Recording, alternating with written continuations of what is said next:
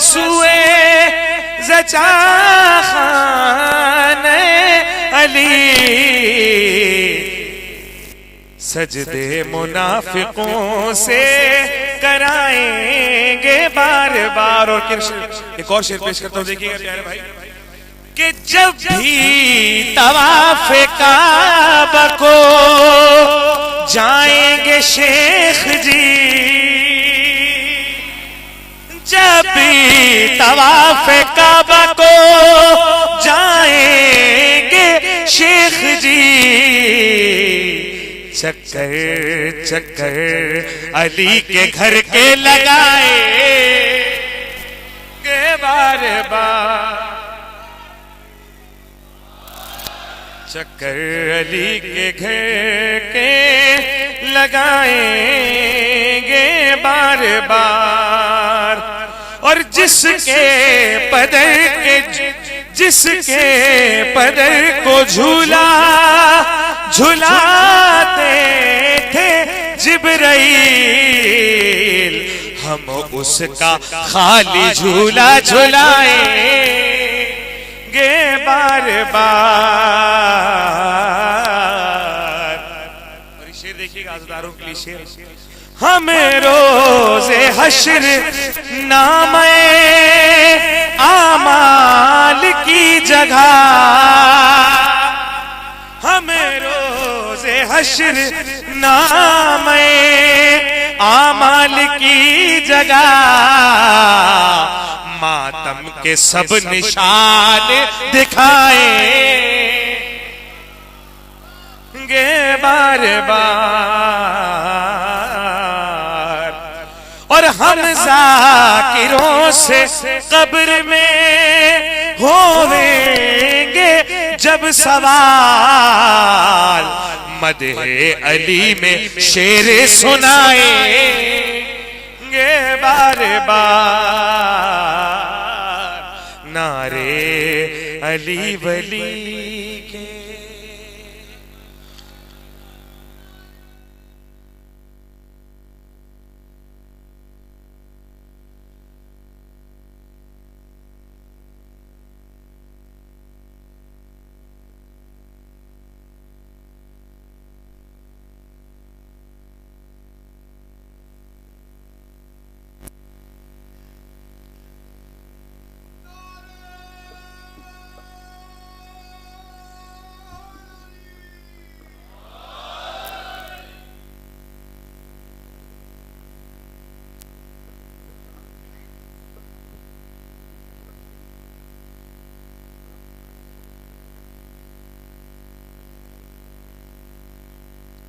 ایک اور صلوات پڑھیں آپ حضرات.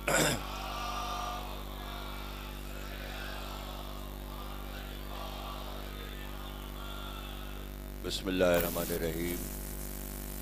تمام تعریفیں اللہ کے لیے، درود اور سلام محمد اور آل محمد کے لیے. صلوات.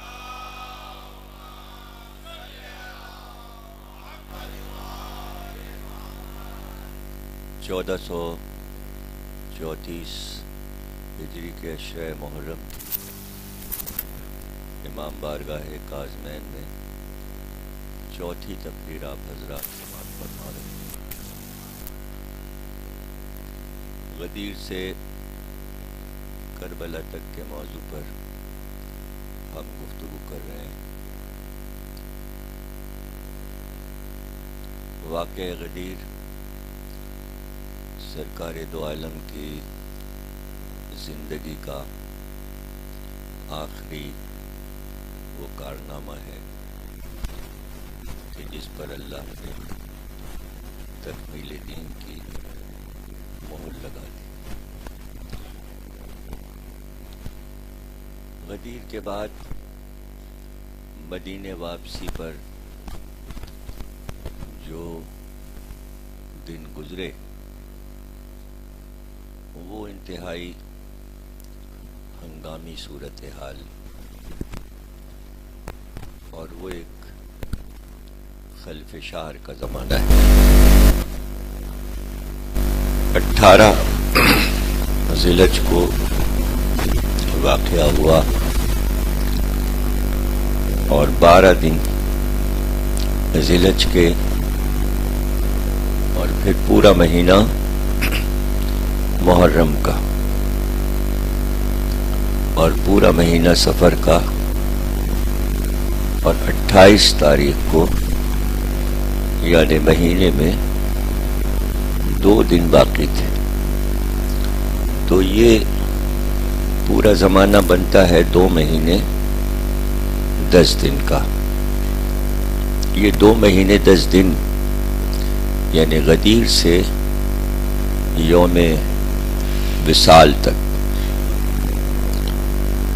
یہ تاریخ کے ایسے اوقات ہیں کہ جن کو ہم ایک اشرے کی صورت میں قصر مسیب میں رضویہ میں پڑھ چکے ہیں۔ عنوان تھا رسول اللہ کے آخری لمحات۔ تو محفوظ ہے جو کچھ کہا گیا کہ یہ 2 مہینے 10 دن کیسے گزرے۔ اس میں اہم ترین بات سمجھنے کی یہ ہے کہ یہ 2 مہینے 10 دن غدیر سے جڑے ہوئے، اس لیے کہ ایک اعلان ہو چکا ہے اور اس پر نفاذ کا حکم ہو چکا ہے۔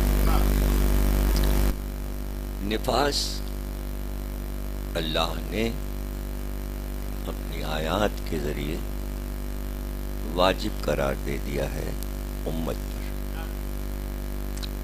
ماننا نہ ماننا یہ امت کا عمل ہے، حکم اللہ کا ہے۔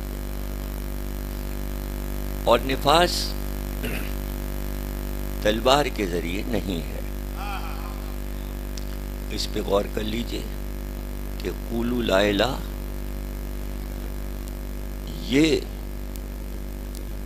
نفاذ 13 برس صرف زبانی ہوا، لیکن 10 برس اس کا نفاذ تلوار سے ہوا۔ لا الہ الا اللہ کے ساتھ محمد الرسول اللہ بھی ہے، اور حکم ملا ہے کہ اگر زبانی نہیں مانتے تو پھر تلوار سے منوایا جائے۔ اس لیے ذوالفقار بھیجی گئی۔ تو اللہ اور رسول کو منوانے کے لیے ذمہ داری علی پہ ڈالی گئی، اس لیے تلوار بھیجی گئی۔ علی نے 10 سال کے عرصے میں ذوالفقار کے ذریعے پورے ملک عرب کو مجبور کر دیا کہ اب کوئی کافر نہ رہے۔ لیکن اب مسئلہ یہ تھا کہ کافر تو نہ رہے۔ مکے کی زندگی تک 2 گروہ تھے، یا مسلمان تھے یا کافر تھے۔ اب کافر کوئی نہ رہا، سب مسلمان ہو گئے۔ تو اللہ نے سورہ اتارا، سورہ منافقون کا۔ ہو تو گئے ہیں سب مسلمان، لیکن پھر 2 گروہ ہیں، ایک مسلمانوں کا، ایک منافقین کا۔ کافروں سے لڑنا آسان تھا، اس لیے کہ وہ کھل کے سامنے تھے۔ یہ اصطلاح قرآن نے پہلی بار متعارف کرائی، لفظ منافق۔ پہلے یہ لفظ نہیں ہوا کرتا تھا، اس کی ضرورت بھی نہیں تھی۔ جب ایسا ہوا تب لفظ کی ضرورت پڑی کہ صورتحال یہ ہو گئی کہ لا الہ تو کہہ لیا، لیکن اللہ بار بار اپنے حبیب پہ یہ آیات اتار رہا تھا کہ یہ کلمہ تو پڑھ رہے ہیں اور یہ زبان سے کہہ رہے ہیں، لیکن ان کے دل تک لا الہ نہیں پہنچا۔ جب یہ اطلاع اللہ نے اپنے حبیب کو دے دی تو تفصیل بتا دی کہ کچھ وہ ہیں جنہوں نے زبان سے کہہ کر دل کو بھی طاہر بنا لیا ہے، کچھ وہ ہیں جو مصلحت کی بنا پر زبان سے تو کہہ رہے ہیں لیکن دل میں ارادے کچھ اور ہیں، اور اس انتظار میں ہیں کہ ہم اپنا آبائی دین پھر واپس لائیں گے۔ تو اس صورت میں اسلام اس بات کی اجازت نہیں دیتا کہ جو کھل کر میدان میں نہ آئے آپ اسے قتل نہیں کر سکتے، آپ اسے مار نہیں سکتے، پتہ ہے آپ کو، لیکن آپ ایسا نہیں کر سکتے اس لیے کہ اگر آپ ایسا کریں گے تو وہ یہی کہے گا ہم تو لا الہ کہتے ہیں، تو لا الہ کہتے ہیں۔ تو اب ظاہر ہے کہ یہ لڑائی مشکل ہو گئی۔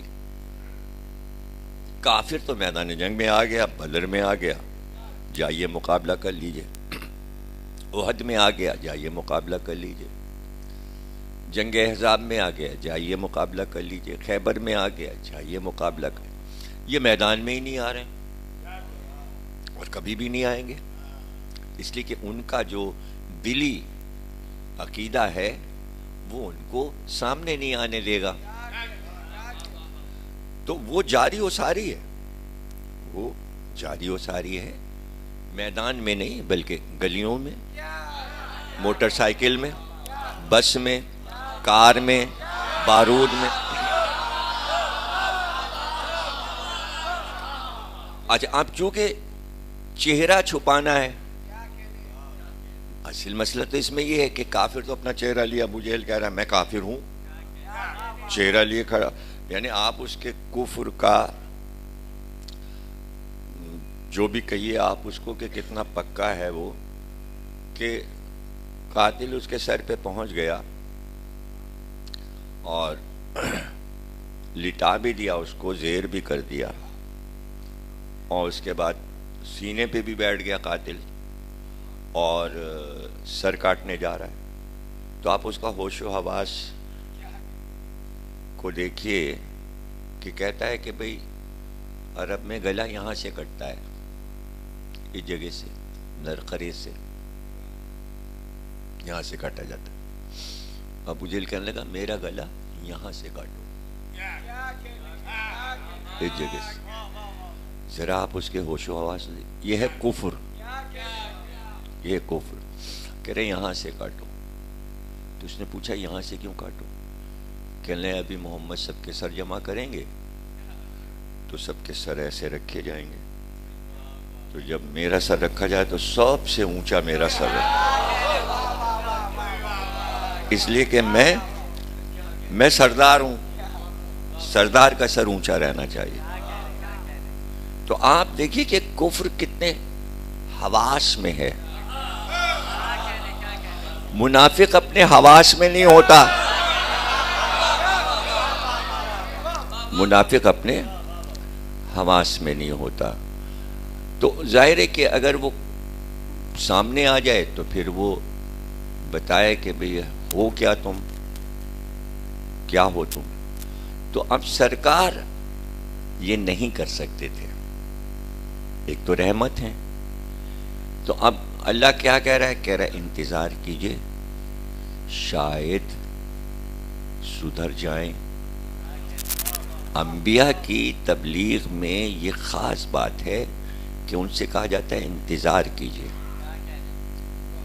شاید پلٹ جائیں۔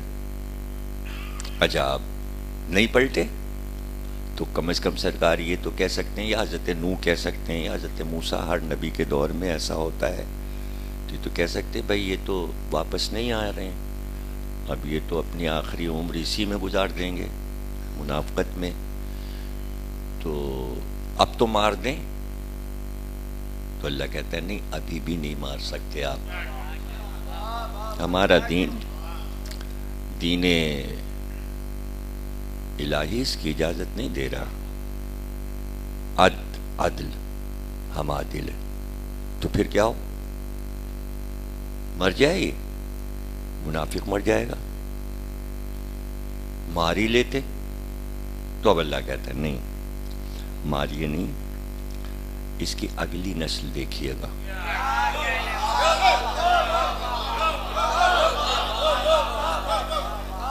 اگلی نسل بھی آ گئی. اللہ کہتا ہے اب اس کے بعد والی نسل بھی دیکھ لیں. اب بھی نہیں ہے. اب کیا ہو؟ تو حکم یہ ملا ہوا تھا کہ 10,000 برس گزر جائیں، اگر اس کی نسل میں 10,000 برس کے بعد مومن آنے والا ہے تو نسل چھوڑ دیجئے. اب سمجھے منافقوں کو کیوں چھوڑا گیا؟ کہ شاید ان میں سے کوئی ایک 1400 برس کے بعد واپس آ جائے.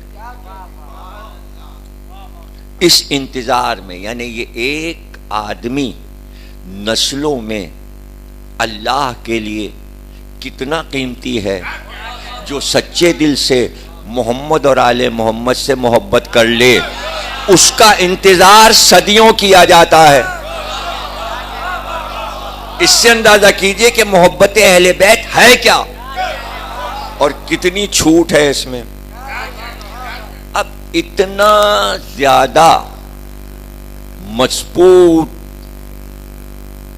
اپنے قول و فعل میں ایسی ہستی ہو کہ جو چلتے پھرتے چاروں طرف دیکھے کہ اللہ کا دشمن ہے، رسول کا دشمن ہے اور اہل بیت کا دشمن ہے، اور وہ تکلیف بھی پہنچا رہا ہو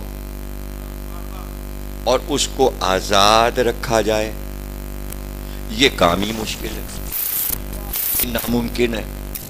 اس لیے علی کا انتخاب غدیر میں ہوا تھا کہ علی کے علاوہ اللہ کے پاس آدمی نہیں تھا.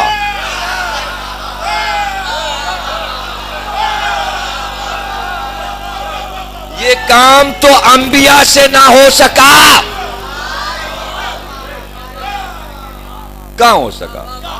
سنا چکا میں کہ پچھلی تقریر میں کہ حضرت نوح کے لیے قوم نے اپنے بچوں کو یاد کرایا تھا کہ اس کو پتھر مارا کرو، پتھر مارا کرو. تو جب بچوں کو لے کے آئے اور کہا کون دیوانہ ہے، دیوانہ ہے، اور کہہ کہہ کے پتھر مارو. دیکھو تو ذرا اس کو کہ یہ دیوانگی ہے کہ پانی کہیں نہیں ہے اور یہ کشتی بنا رہا ہے. اتنی بڑی کشتی چلے گی کہاں؟ اس بات پہ مارو، اس بات پہ مارو. تو جب بچوں نے بے انتہا پتھر مارے اور پتھروں میں چھپ گئے حضرت نوح، تو اس دن کہا اللہ سے کہ اب کشتی بھی بن گئی اور ظلم کی انتہا ہو گئی، اس لیے اب لا عذاب. تو اللہ لے آیا عذاب. گویا حضرت نوح نے ایک حد مقرر کر دی کہ بس اب یہ فنا ہوں اور مارے جائیں، یہ مارے جائیں، اب یہ فنا کر دیے جائیں. اب یہ نہیں کہیں گے لا الہ، اب یہ واپس نہیں آئیں گے اللہ کے دین کی طرف. انتظار کتنا ہو اس کی حد انبیاء کی مقرر ہے. علی سے کہا گیا حد مقرر نہیں ہے، تو علی نے کہا حد میں دیتا ہوں، 25 برس تو میں چپ بیٹھوں گا، اس کے بعد دنیا میرے بیٹے کا انتظار کرے گی. یہ انتظار ہے.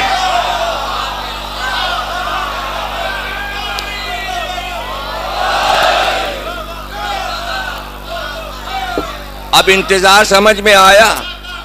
یہ انتظار کیوں ہے؟ کیا اللہ کے اختیار میں نہیں ابھی مہدی کو بھیج دے؟ لوگ یہی تو گھبرا کے کہتے ہیں اب تو حالات بہت بگڑ گئے پروردگار اب تو بھیج دے. ارے آپ کیا اللہ سے زیادہ جانتے ہیں کہ کب بھیجا جائے؟ ارے یہی نسلیں جو آج آپ کو پریشان کر رہی ہیں اور عزاداری کے پیچھے پڑی ہیں، انہی کی نسلوں میں کچھ نکلیں گے 50 برس کے بعد جو آپ کے ساتھ کھڑے ہو کے ماتم کریں.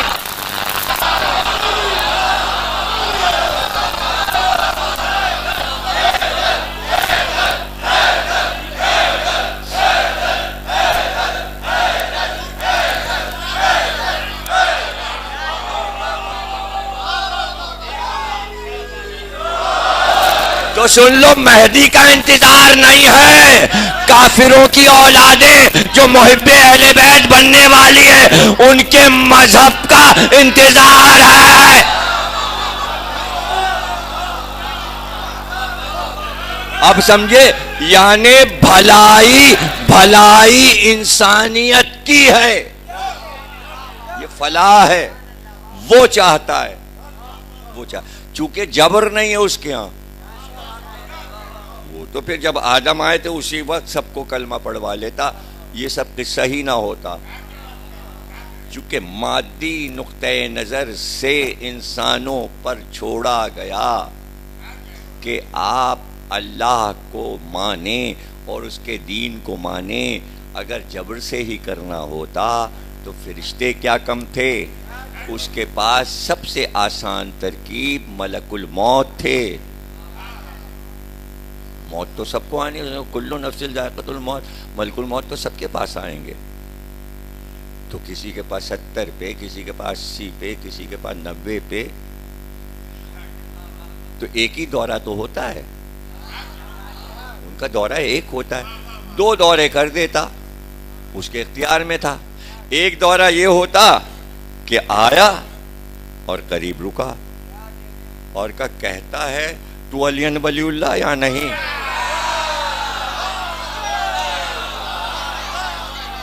70 تک نہیں جینے دوں گا تجھے، پڑھ کلمہ ابھی. وہ پڑھ لیتا، وہ چلے جاتے، پھر وہ 70 برس کے بعد ہی آتا.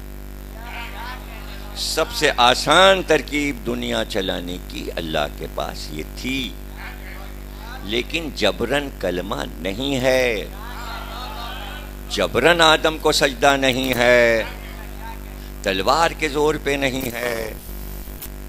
سمجھ رہے نا آپ؟ چھوڑ دیا، اختیار دے دیا. غدیر کے بعد اختیار دیا گیا امت کو. اس اختیار کا استعمال یہ کیا.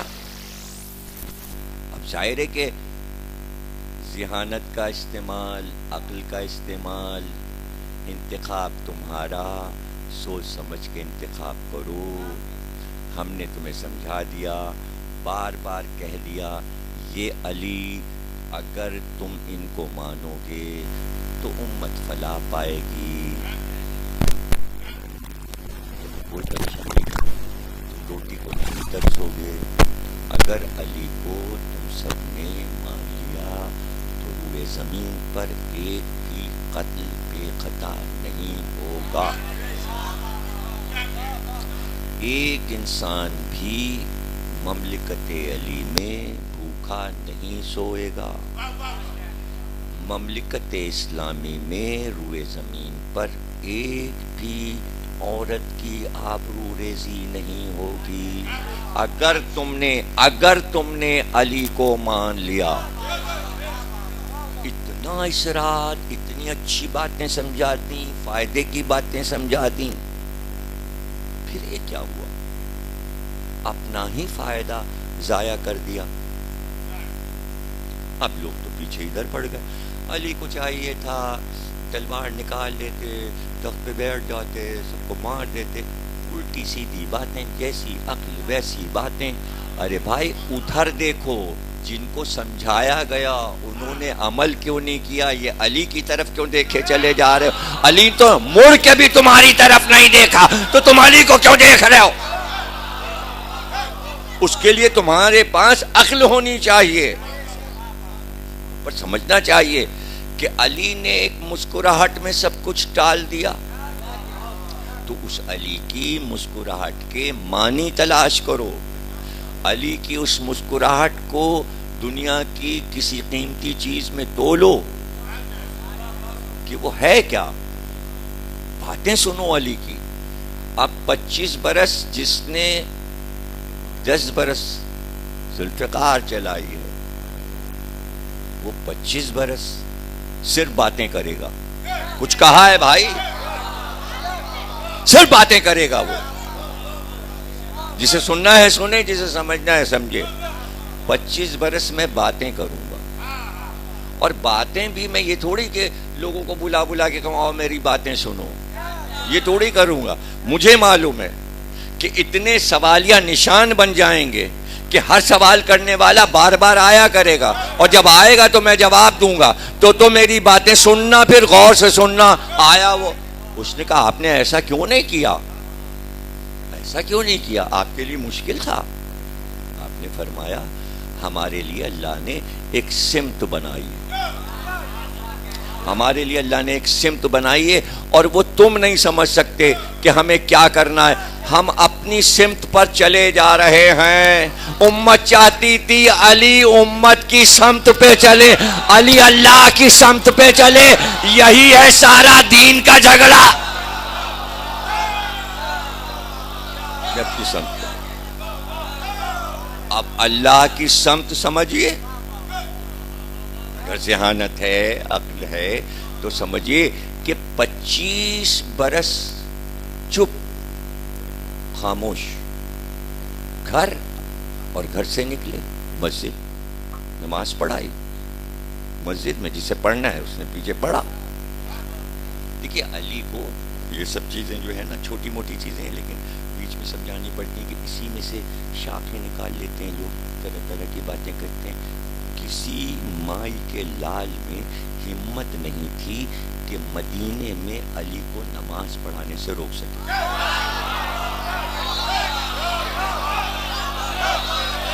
یہ باتیں آپ لوگوں کے لیے بڑی امپورٹنٹ ہیں. یہ چھوٹی چھوٹی باتیں کہ وہ اپنے وقت پہ علی کو جانا ہے. مؤذن کا انتظار علی کو نہیں کرنا، خود اذان دیں گے. اس لیے کہ علی ہی اذان ہے، علی ہی نماز ہے. اب اگر ڈرپوک ہے تو بیٹھ جائے گا کہ بھئی ابھی تو سرکاری نماز ہوگی. اب سرکاری نماز کے تو پروٹوکول ہوتے ہیں. گھر پہ علم لگا ہے مگر سرکاری نماز تو پڑھنی ہے.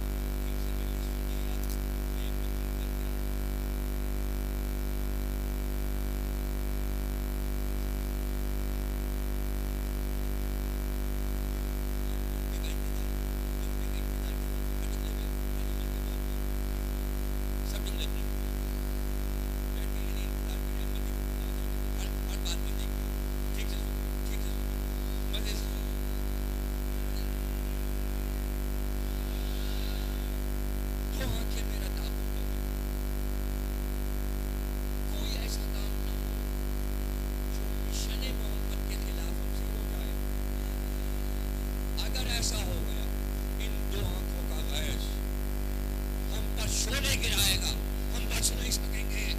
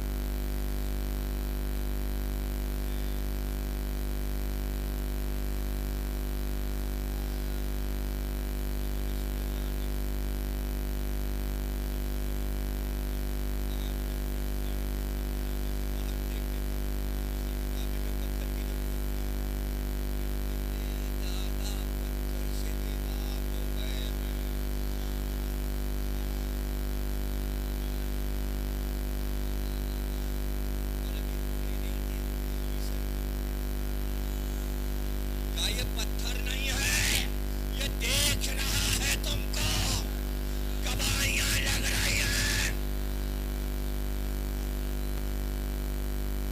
زندہ ہے۔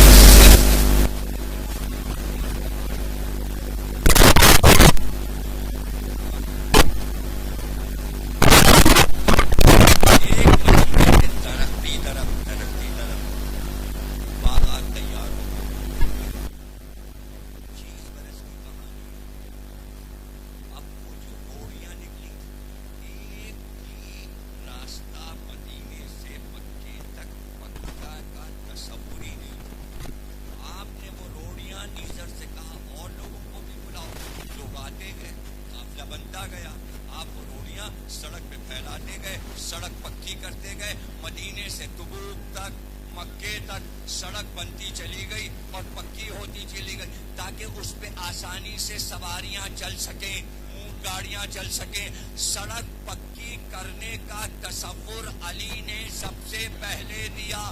وہ پہاڑ جو ٹوٹے تھے اور بجریاں ڈھیر تھی ان کا پتہ نہ چلا اس لیے کہ وہ سڑک پہ بچ گئی. وہ دن آج کا دن اسی روڑی سے آج بھی سڑک بن رہی ہے.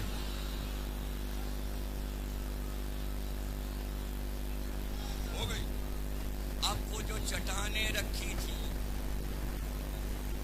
لگ رکھی تھی نیزر نے دیکھا کہ جب سڑک تیار ہو گئی مکے تک میلوں تک بنتی چلی گئی. پھر اس کے بعد تیاری کے بعد نیزر نے دیکھا کہ علی نے پھر ان چٹانوں کو اٹھانا شروع کیا. ایک چٹان اٹھائی کاندھے پہ رکھا اور قدم سے قدم ناپتے چلے ناپتے چلے اور ایک جگہ ٹھہرے اور پھر مڑ کر اس راستے کو دیکھا جس پہ آئے تھے اور کہا نیزر یہ علی کا 1 میل. یہ کہہ کے پتھر گاڑا اس پہ لکھا پہلان.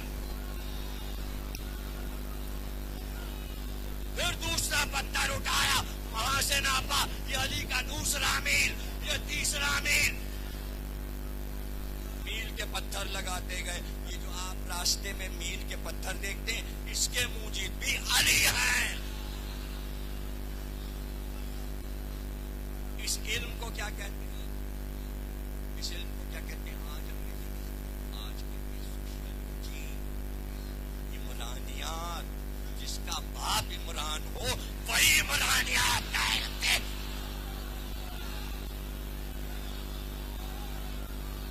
معاشرتی علوم،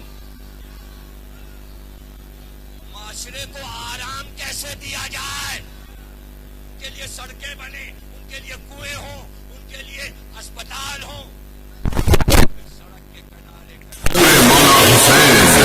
تاکہ چھاؤں میں بیٹھ سکو. پھر سبیلیں لگائیں، پانی کا انتظام ہو. جب حاجی جائیں علی سجا رہے تھے رسول کا مدینہ، اللہ کا مکہ. اب تو پکی پکی اونچی اونچی بلڈنگیں ہیں. اب تو مزدوروں سے آپ کام کراتے ہیں. علی نے خود مزدوری کی، اور مزدوری کسی کی نہیں، خود ہی مالک تھے، مالک تھے، اپنی زمین کی مالک تھے. اور اسی زمین سے پتھر دیے، اسی سے سڑکیں بنی. دولت کسی کے پاس اور حکومت کے کام علی نے کیے، جو کہ حکومت کے کام ہیں.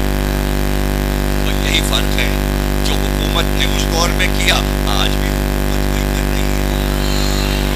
یہ کھا لو، وہ کھا لو، اس سے لے لو، اس سے لے لو.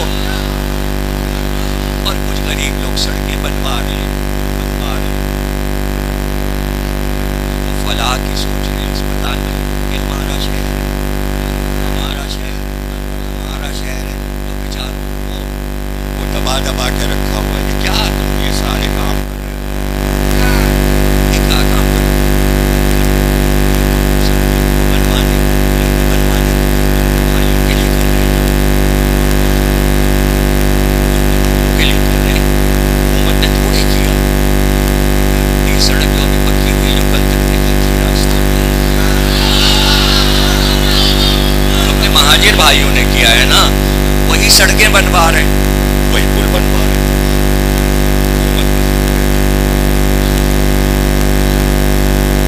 اچھے سے کھانا ہے،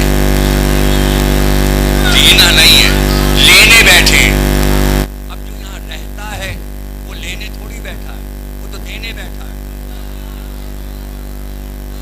اسی کا جھگڑا ہے. اختیار دیں گے نہیں، اس لیے کہ کراچی سندھ میں کم قبضہ رکھے.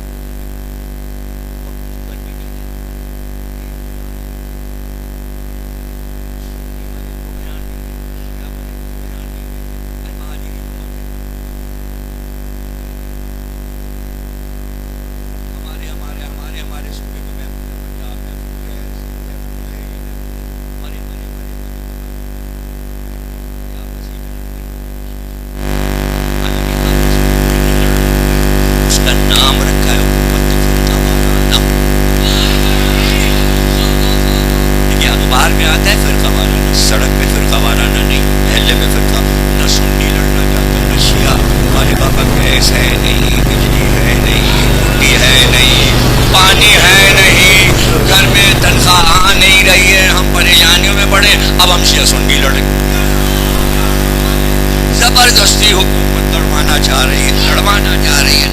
فرقہ وارانہ کا لفظ حکومت کیوں نہیں ختم کر رہی ہے؟ اس سے پتہ چل رہا ہے کہ یہ لفظ اخبار میں چھپوانا، زبان پہ ٹی وی پہ لانا، آپ لڑوانا چاہتے ہیں. جانا آپ یہ کیوں نہیں کہتے کہ بھائی سرحد پہ فوج لڑ رہی ہے، وہ لڑائی یہاں آ گئی ہے تو یہ جنگ ہے، تو چونکہ کراچی حالت جنگ میں ہے تو عوام سے کہیے بھائی فوج کی مدد کیجیے. تو اسی میں سے فوجیں بنا کے مقابلہ کرائیے.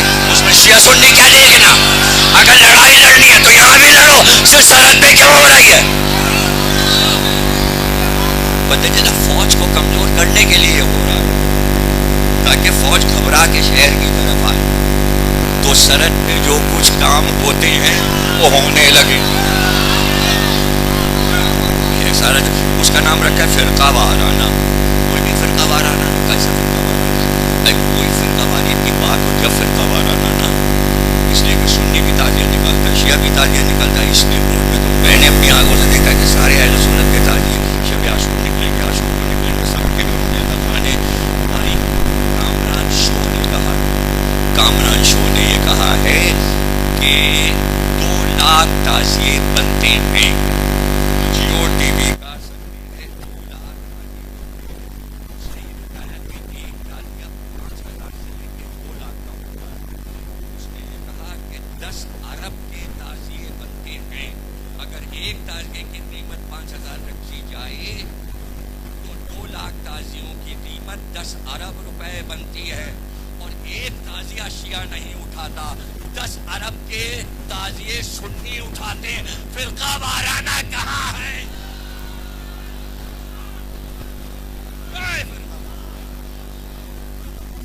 جھوٹ کتنا بول رہے ہیں، جھوٹ کتنا اور کوئی میڈیا بھی نہیں کہتا یہ مت کہیے، اس لیے کہ یہاں فرقہ ہے ہی نہیں.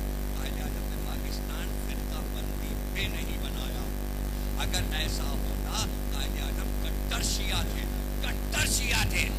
اگر فرقہ وارانہ ہوتا تو پاکستان میں سنیوں کو آنے ہی نہ دیتے.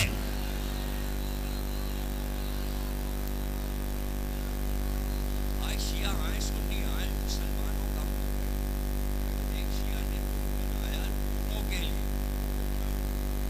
یہ کیا نام رکھا ہوا؟ یہ میں نے لگانا نے طریقہ بتایا ہے.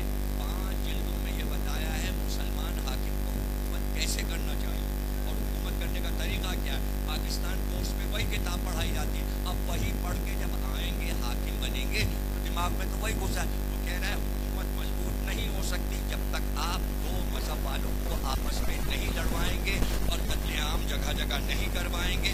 جتنا قتل کروائیں گے اور جتنا فرقہ وارانہ اور تعصب پھیلائیں گے آپ کی حکومت مضبوط ہوتی جائے گی، مضبوط ہوتی جائے گی، مضبوط ہوتی جائے گی.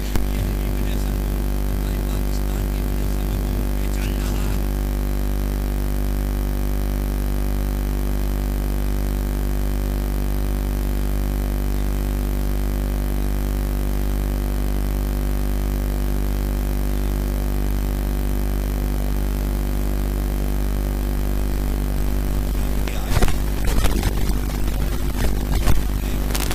ان کو نہ پانی ملے، نہ انہیں روشنی ملے، نہ ان کے لیے سڑکیں بنے. نہیں، چونکہ پوری امت رسول علی کی نگرانی میں دے کے گئے ہیں اور اس امت کو ظہور مہدی تک لا الہ کہتے رہنا ہے. تو علی کا ایک وعدہ ہے کہ یا رسول اللہ محشر میں جب یہ آئیں گے ان میں ایک بھی ایسا نہیں ہوگا جو لا الہ کہہ کر پھر بت پرستی کی طرف چاہے. میں جانے ہی نہیں دوں گا. تو وعدہ تو علی پورا کریں گے. اب یہ دوسری بات ہے کہ جب حسین کو قتل کیا جائے تو لا الہ والا ہی آئے. دیکھیے لا الہ والا حسین کو قتل، غدیر سے کربلا تک لا الہ والا حسین کو قتل کرنے آیا. کیوں؟ کافر کیوں نہ آیا؟ بت پرست کیوں نہ آیا؟ کیوں؟ اس لیے کہ پورے عرب میں علی نے کسی کو بت پرست نہیں ہونے دیا. چاہا علی نے کہ میرے بیٹے کے قاتل یہی ہوں. کیوں؟ اس لیے کہ علی نے کیا ان پریشان. سڑکیں بنائیں، زراعت دی، دانا دیا، آرام آسائش 25 برس سب کچھ دیا. اور پھر یہی آئیں اور دونوں بیٹوں کو قتل کر دیں، حسن اور حسین کو، یہی لا الہ والے. تو پھر علی فخر سے کہیں کیسا ہے میرا یہ قول، جس پر احسان کرو اس کے شر سے ڈرو. ارے قائد اعظم زندہ ہوتے تو ہم ان سے کہتے کہ آپ کو علی کا قول یاد نہیں تھا، جس پر احسان کرو اس کے شر سے ڈرو.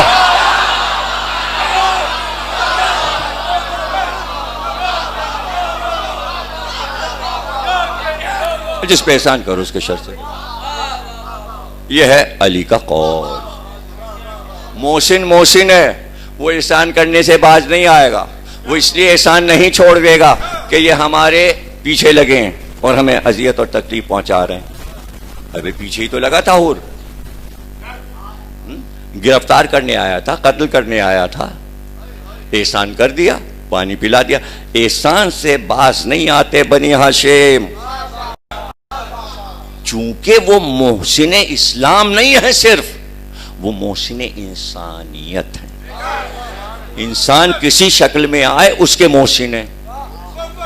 یہی اللہ کا اور ان کا معاملہ ہے، جس کو علی نے کہا ہمارے لیے ایک سمت ہے. اور مشکل سے 25 برس میں شاید 6 برس میں آپ کو سنا سکا ہوں. تو ابھی تو کتنے سال باقی ہیں، اور 50 کا بتانا ہے آپ کو کہ 50 برس ہوتا کیا رہا، اور ایسے بچا کے بتانا ہے نہ آپ کو برا لگے نہ آپ کو برا لگے.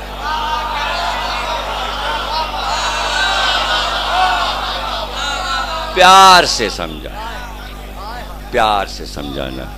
تو کوفے والوں نے کہا کہ بھئی ہمارا کوئی امام نہیں ہے. لوگ کہتے ہیں امام حسین گھر سے کیوں نکلے؟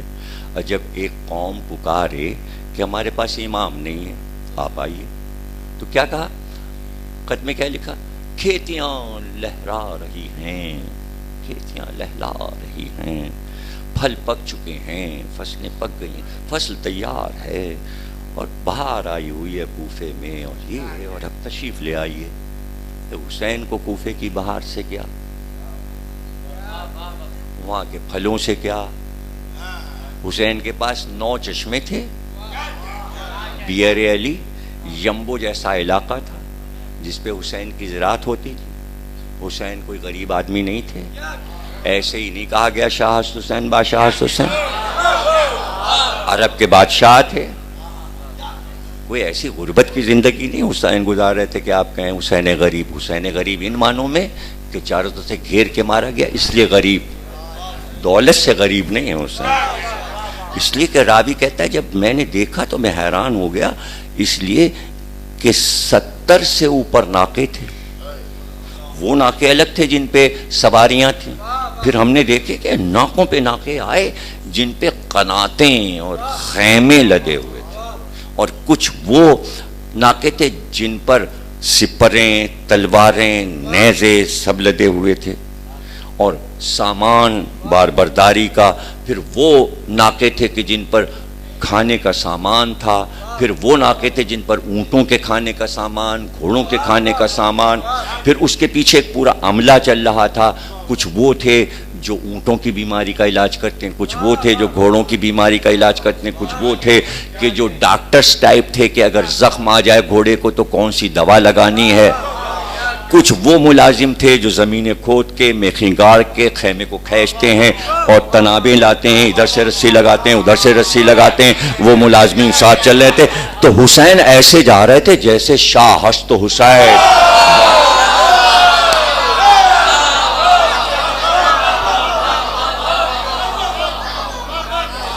کل گھر کا سامان لے کر. اب جو آپ دیکھیں نا یہ سب سنتے ہیں تو اس کا بیک گراؤنڈ بھی جانیے کہ صندوق کھولا، رسول کا امامہ نکالا، علی اکبر کے باندھا. صندوق کھولا، قاسم کا لباس نکالا، امام حسن کا لباس قاسم کو پہنایا، نالینیں بھی پہنائی. کیا مطلب؟ یعنی صندوق بھی چلے ہیں. مولا علی کے تبرکات، امام حسن کے تبرکات، رسول اللہ کے تبرکات. تو صندوق چلیں. جبھی تو عاشور کی صبح کو آ کے اونٹ پہ بیٹھ کے آئے اور عمر سعد کو مخاطب کیا امام حسین نے، ناکے پہ بیٹھ کے آئے. صبح سویرے جو خطبہ دیا وہ ناکے پہ بیٹھ کے دیا، اس کے بعد گھوڑے پہ دیا. پہلا خطبہ ناکے پہ. اس لیے کہ عرب کی تاریخ میں یہ لکھا ہے کہ اگر سردار ناکے پہ بیٹھ کے میدان جنگ میں آئے اس کے معنی وہ جنگ نہیں کرنا چاہتا. ناکا امن کی نشانی تھا، اگر گھوڑے پہ آ جائے اس کے معنی جنگ کرنا چاہتا. تو پہلا خطبہ آ کے مخاطب کیا اور اس کے بعد کہا یہ امامہ کس کا ہے، یہ ابا کس کی ہے، بتایا یہ تلوار کس کی ہے، یہ زرہ کس کی ہے. یعنی سب رسول اللہ کا سامان لے کر آئے. جبھی تو یہ بتا رہے ہیں یہ امامہ کس کا ہے، یہ ابا کس کی ہے، یہ قبا کس کی ہے، یہ کمر کا پٹکا کس کا ہے. تو تبرکات ساتھ آئیں. اب یہ دوسری بات ہے کہ آپ کو یہ راز معلوم ہونا چاہیے کہ جو حسین کا ذاتی سامان ہے، جو حسین کا ذاتی سامان ہے، جو راستے میں خریدا ہے، بہت سے اونٹ راستے میں خریدے، بہت سے گھوڑے راستے میں خریدے، بہت سے کپڑے راستے میں خریدے، بہت سے لباس راستے میں خریدے، وہ حسین کا ذاتی ہے۔ اور جو صندوقوں میں رسول اللہ کا سامان ہے، امام حسن کا سامان ہے، جناب سیدہ کا سامان ہے، مولا علی کا سامان ہے، وہ نہیں لٹ پایا۔ جو حسین نے لیا اور بنایا وہ سب لٹا، وہ سب لے کے بھاگے۔ اور وہ سامان جو معصومین کا ہے وہ جبریل آئے فرشتوں کو لے کر اور خیمہ پہلے ہی خالی کر دیا۔ قرآن میں لکھا ہے کہ موسیٰ کے پاس سے تابوت سکینہ آسمان پہ گیا، پھر واپس آیا، جبریل لے گئے، اور پھر جب مہدی آ گئے تو جبریل واپس دے گئے۔ اب جب مہدی آئیں گے تو صندوق کھول کے کہیں گے یہ رسول کا امامہ، یہ علی کا امامہ، یہ ہے ذوالفقار۔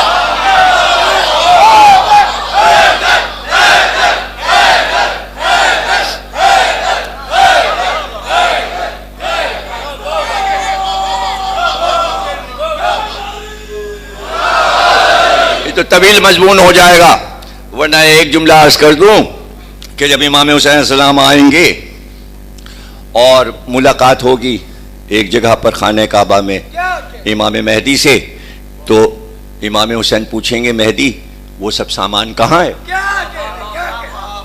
امام حسین کو حق ہے پوچھنے کا، اس لیے کہ کربلا سے مولا علی نہیں پوچھیں گے، رسول اللہ نہیں پوچھیں گے، امام حسین کہیں مہدی وہ سامان کہاں ہے؟ تو امام مہدی سارے ناکوں پر سے صندوق اتروائیں گے اور پھر کہیں گے اے میرے جد یہ دیکھیے وہ لباس ہے۔ تو اس میں سے ایک جملہ دے رہا ہوں کہ سب سے پہلے کرتا نکالیں گے سفید کھدر کا، اور نکال کے کہیں گے دیکھیے یہ وہ کرتا ہے جو آپ کے نانا نے احد میں پہنا تھا، اور جب زخمی ہوئے تھے تو جو خون اس سفید کرتے پہ گرا تھا دیکھیے یہ لگا ہے۔ امام حسین دیکھیں گے اپنے نانا کے کرتے کو، احد والا کرتا، تو وہ سب امام کے پاس ہے، یعنی تابوت سکینہ تبرکات امام کے پاس ہیں۔ اب یہ سمجھانا اور بتانا دنیا کو، آپ معرفت والے لوگ اگر ہیں تو آپ کے لیے کیا مشکل ہے، کیسے پہنچا، کہاں پہنچا، کیا ایک پورے داستان ہے، کتابیں ہیں اور حوالے ہیں کہ گھوڑا کیسے وہاں پہنچا، عباس کا علم کیسے پہنچا۔ اس میں پریشانی کی بات نہیں ہے، کیا چیز کہاں کیسے پہنچتی ہے اس کی بھی ایک پوری کہانی ہوتی ہے۔ وہ سب پہنچی، طریقہ ہے پہنچنے کا، کیسے پہنچا۔ اگر تفصیل آئی تو پھر حسین آباد کے عشرے میں 11 محرم سے شروع ہوگا شجاعت بنی ہاشم کے موضوع پر، اس میں بتائیں گے یہ سب چیزیں کیسے پہنچیں، ہیں ان کے گھر میں، ان کے پاس، ان کے قریب، اور وہ بیٹھے ہوئے مسلح پر، سامنے جہاں بیٹھتے ہیں وہاں عباس کا علم، وہ پھریرا جس میں لہو لگا ہے عباس کا، لیکن وہ علم آپ تو کھولتے ہیں، علم پھریرے کو آپ پھیلائیں گے 8 کو جب علم نکالیں گے، لیکن امام حسین کا وہ علم جو امام کے سامنے وہ لپٹا ہوا ہے، گویا عزا خانے کے سامنے بیٹھ کے نماز پڑھتے ہیں۔ مصلی جو ہے امام کا وہ عباس کے علم کے سامنے ہے، اور ذوالفقار امام کے سیدھی طرف، سیدھے ہاتھ کی طرف پہلو میں رکھی ہوئی ہے، نیام کے اندر، اور جو گھر کا صدر دروازہ ہے امام کا وہاں پر ذوالجناح تیار، یعنی کسی کے لانے کی ضرورت نہیں، یہ کہ اس وقت وہ کسا جائے زین اور اس پر لگام اور لجام ڈالی، نہیں، تیار ہے ذوالجناح، تیار ہے۔ اور جیسے ہی عرش سے آواز آئے گی مہدی ظہور ہو گیا، جیسے ہی آواز ایک دم جبریل کی آئے گی، تڑپ کے ذوالفقار نیام سے باہر، علم کا پھریرا کھل جائے گا، ذوالجناح وہاں سے چلتا مصلی کے قریب آئے گا، بس اتنی دیر لگے گی کہ تلوار اٹھائیں گے، علم لیں گے، ذوالجناح کے پاس آئیں، سوار ہو جائیں گے، اور چند لمحے میں کعبے میں ہوں گے۔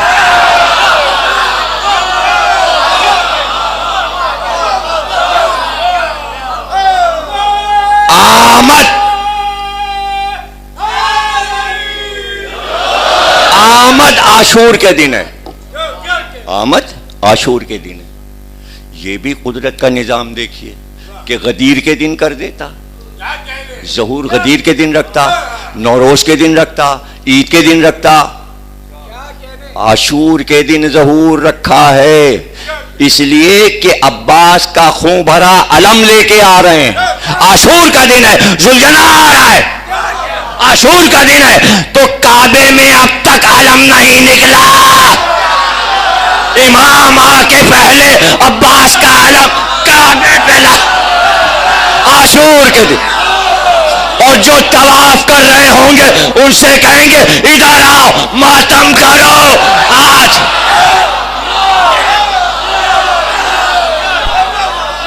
मातम करो, यहां से जुलूस चलेगा करबला।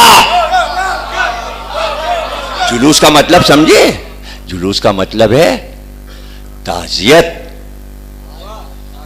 ताजियत जुलूस तो दुनिया में यही होता है ना, कांधे पे जनाजा ले लिया, मजमा चला, इसलिए तो जुलूस निकलता है कि करबला में किसी का ताबूत नहीं उठा, किसी का ताबूत नहीं उठा। और अभी पढ़ के आ रहा हूं कि ओनो मोहम्मद के लाशों पे ज़ैनब ने कहा अगर मदीने में मरते तो मां तुम्हारे जनाजे बहुत धूम से उठवाती।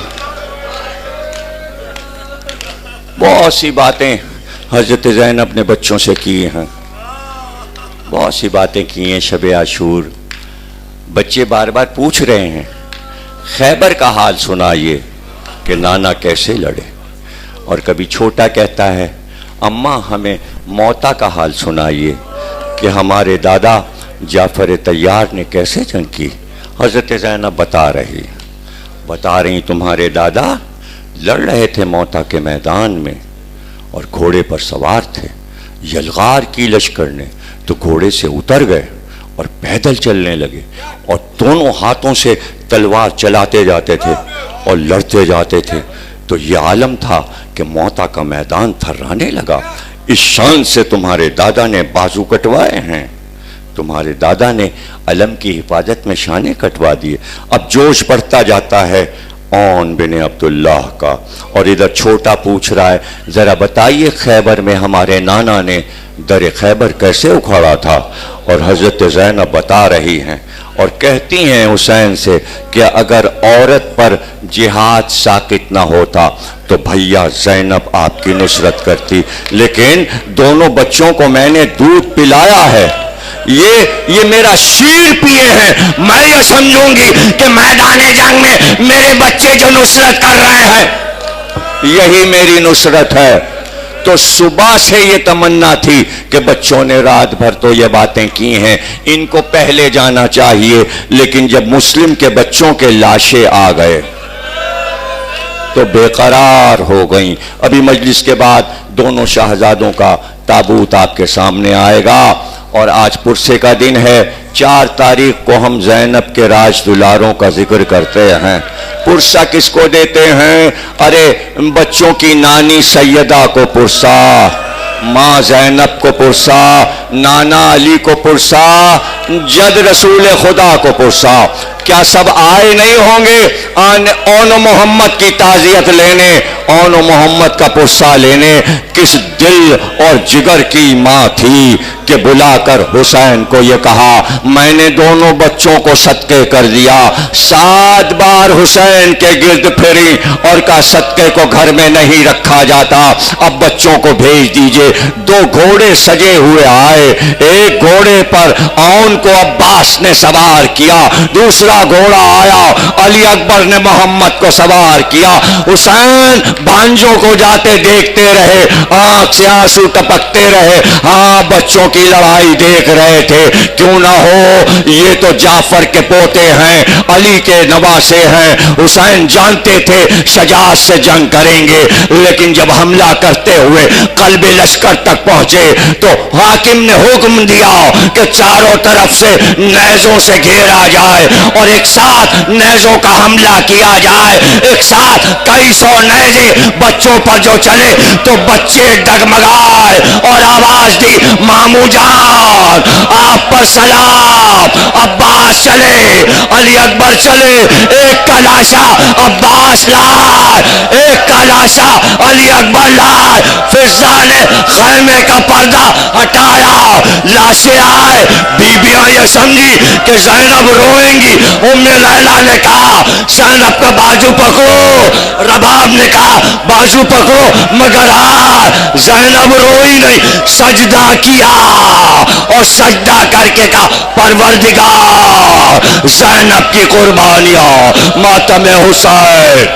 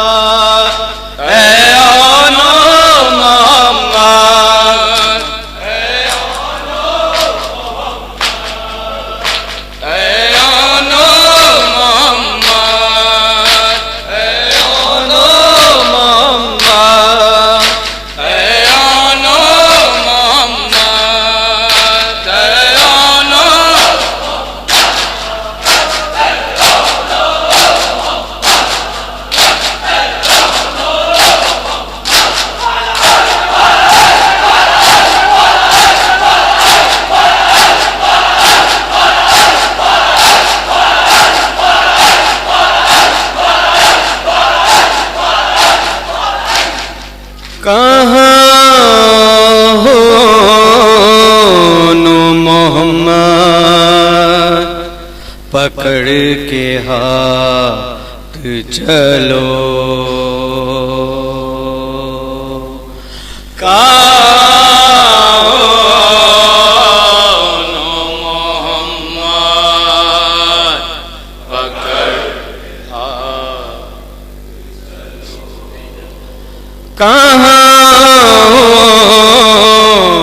محمد پکڑ کے ہاتھ چلو